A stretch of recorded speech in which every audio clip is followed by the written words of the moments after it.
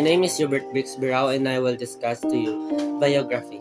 Biography came from the Greek word bios, which means life, and graphen, which means writing. Biography is a form of literature commonly considered non-fictional, the subject of which is the life of an individual.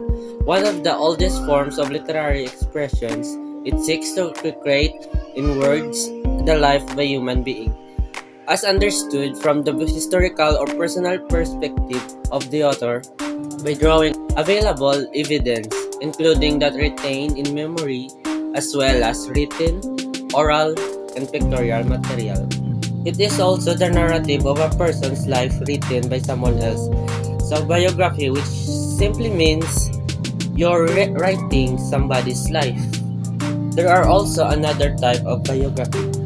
It is the full-length biography, popular biography, literary biography, and historical biography.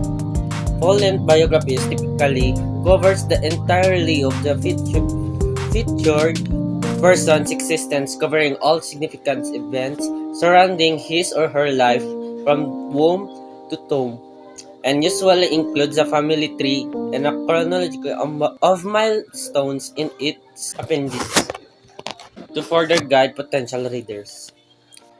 Popular biography refers to the life of story of a famous or successful person. From the word itself, popular, which means you're well known. You're writing a well known person about his story and his life. For example, you're writing a famous song artist when she was kid until he became famous, how he became successful in his life. Literary biography, a narrative of a life of a literary writer written by another literary writer. So this means that a writer is writing another writer's life. Historical biography, it is a narrative of the existence of the historical figure written by another writer, usually a historian, who is interested not only in the personal circumstances and historic events that have shaped the subject, history in return. Historical biography is a genre of writing that focuses on the life and times of the historical figure. It is a type of nonfiction that combines elements of history and biography to tell the story of a person's life within the context of the times in which they live. Historical biography can cover many subjects, including politicians, scientists, artists, and notable figures of the history.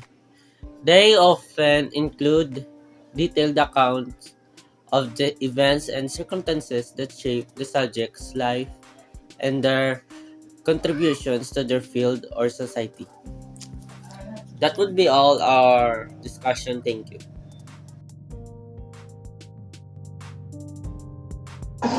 What is a profile in creative nonfiction? A profile is a written portrait of a person. Often, a profile is published as a narrative nonfiction article in a newspaper, magazine, or website. The story is based on fact discovered through research as well as interviews with the subject and their friends, family, or professional associates. So hi everyone, my name is Nicole Perez Roblico. For today, we will talk about the character sketch. Your plot forms the framework of your story. Every story needs interesting characters, like able characters that the reader can connect with. How we describe a person in character sketch? Let's delve a little deeper in some of these aspects. The age of a person and the two character traits, its physical traits and personality traits, and also their likes and dislikes. We have our own fears and also our quirks. Let's delve a little deeper into some of this aspect. Here is the physical traits details.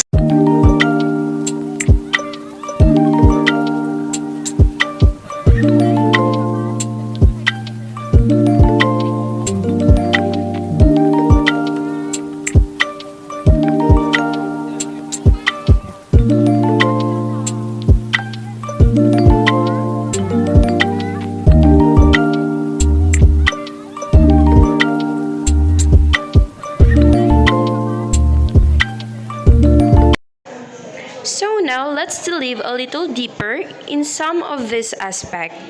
Here is the personality traits through details, the positive traits.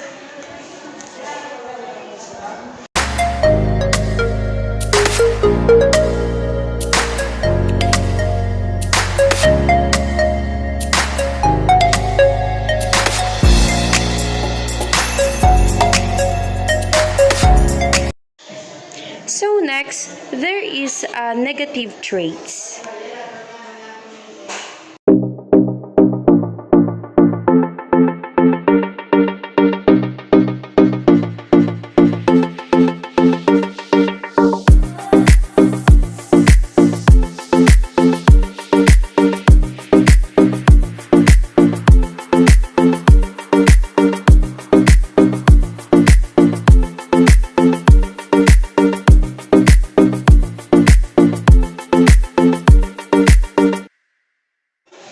So last, let's delve a little deeper into some of this aspect, the habit and the quirks.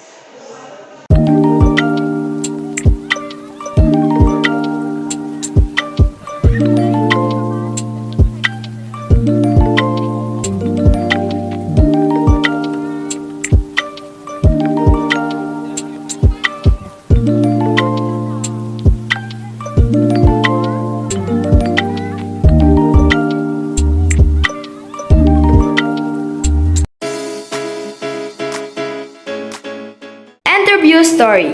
An interview story is a kind of biographical narrative, the link of typical newspaper or magazine article.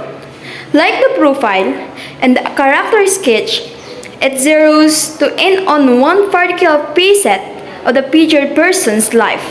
But unlike the other two short biographical narratives that require some research and at least a couple of interview story, can be product of just one meeting between the writer, the interviewer, and his or her subject, the interviewee.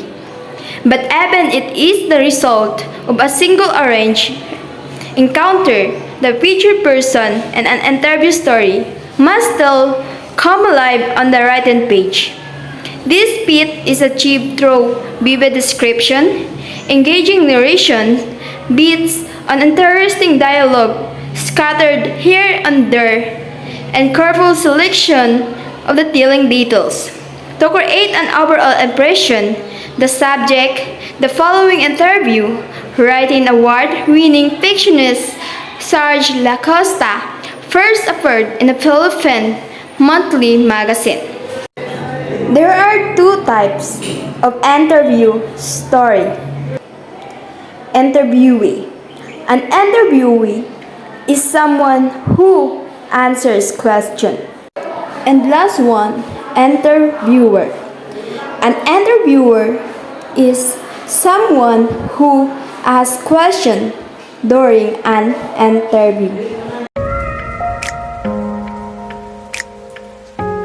What is creative nonfiction? Creative nonfiction is a genre of writing that uses literary styles and techniques to create factually accurate narratives. Creative nonfictions contrast with other nonfictions such as academic or technical writing or journalism, which are also rooted in accurate fact thought, not writing to entertain or boast style.